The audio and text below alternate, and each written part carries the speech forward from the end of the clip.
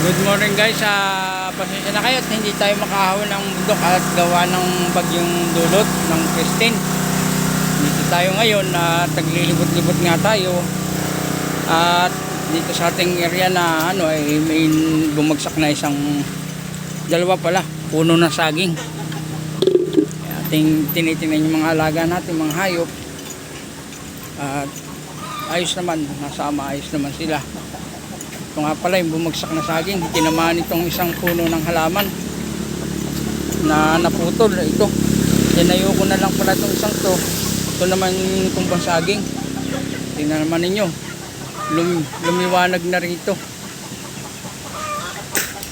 Ito ang dulot ng hangin na malakas, ang bagyo na Christine. Kaya sinilip na natin yung mga manok at yung pinakain na natin ng maagap at baka lumakas pa, sana wag naman. At doon sa mga tatamaan ay ingat-ingat tayo sa pagguho ng lupa at pagbaha. At saka mga natumbang puno, ingat-ingat tayo mga lodi ko. Ay, hindi tayo makapunta doon sa may resort at medyo malakas na rin ang hangin doon sa may baba, pero dito ramdam na ramdam at kagabi pa. Hindi nga tayo nakapag-video sa tabing kalye at gawa ng malakas ang hangin, matutumba yung ating motor. Habang nagmumotor ako kanina, sinasalubong tayo ng malakas na hangin, kaya hindi tayo makapag-video para maipakita ko sa inyo ang daan simula Real hanggang Tignuan. Kaya dito na lang ako nag-video para makita ninyo yung lugar. Talaga naman, grabe naman, binabayo talaga ng todo. Ayan. Hindi naman katulad kagabi na sobrang lakas talaga. At kita naman ninyo yung mga saging, imbis na buo ang dahon niya, may mga bali na rin. Talagang hindi na rin kinaya. Ito nga, at natumba na nga yung saging na mataba pa man din, hindi na siya makakabunga. Yung mga hayop naman dito, naka-safety naman sila. Saka yung dalawa nating alagang aso, at ipinasok ko na rin nga yung mga nakatali nating manok at baka madaganan lang ng mga puno. Ito naman ninyo yung likod nito.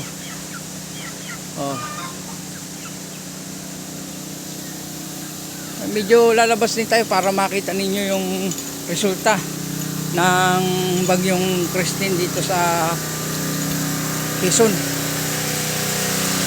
Hindi naman totaling dito ang pero malakas pa rin ang tama ng hangin dito. Ang ulan naman dito ay pabugso-bugso lang.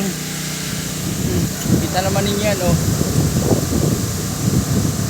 Ito yan sa Barangay Kiluloron, Real Quezon. Nakita natin yan. At nakita naman ninyo, grabing dumi ng daan. At sisilipin din naman natin yung resort kahit pa paano. Kita naman ninyo, puro bagsak ng sangalang kahoy. Ayan, sinalubong na tayo ng hangin ng malakas. Ayan na. Ito naman ninyo, hindi naman ganong kalakihan ang alon. Ayan. Yan ang mga kaganapan dito sa Kiluloron.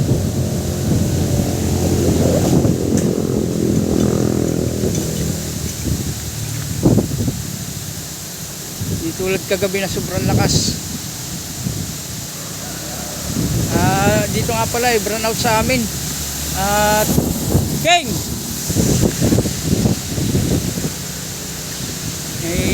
Medyo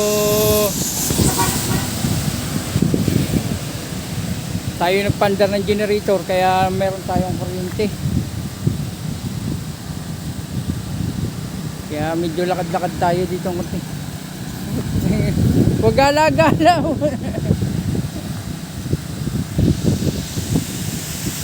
Yung kasama natin isa ay paggala-gala kahit may bagyo. Ito ay galing sa Barangay Tagumpay.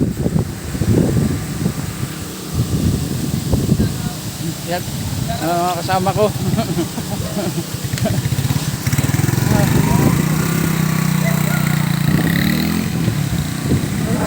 Wala sila dyan? Wala sila? Kahapon at kanina, kagabi, malakas na malakas. Oo, grabe. Lipadan nga yung mga yero dun. Ay, tumba nga yung saging dito. Ay, walang kuryente kaya ako nagpandar ng generator.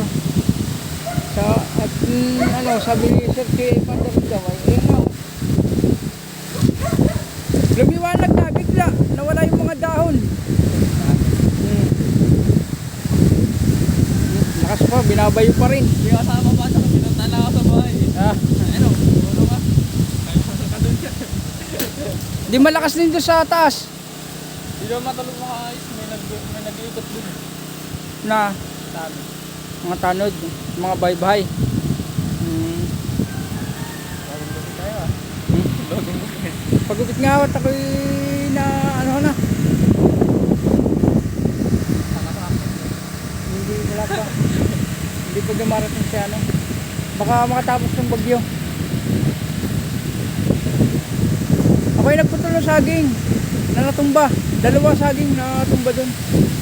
Kala ko nataganan yung manok.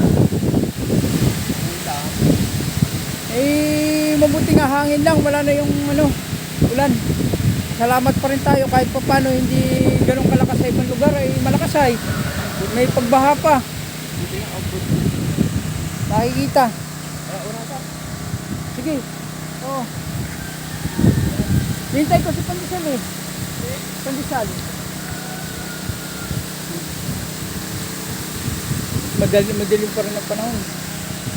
Kasama ko guys ay pumunta sa baba. Mga caretaker yan dito ng MBC.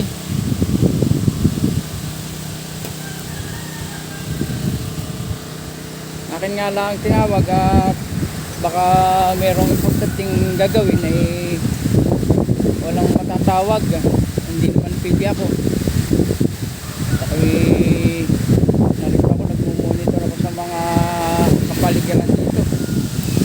Yan. Nakikita naman ninyo, nakahagupit talaga ng tudo. Tumumuti ang dagat. Buti nga, pasalamat kami dito sa lugar namin at inabot ng habagat. Kung hindi habagat, kawawang kawawa na naman ang Real Quezon.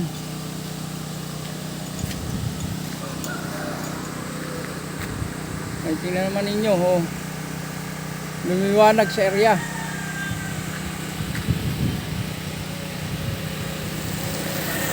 Sige na guys, at hanggang dito na lang at maraming salamat sa inyo. Bye-bye na.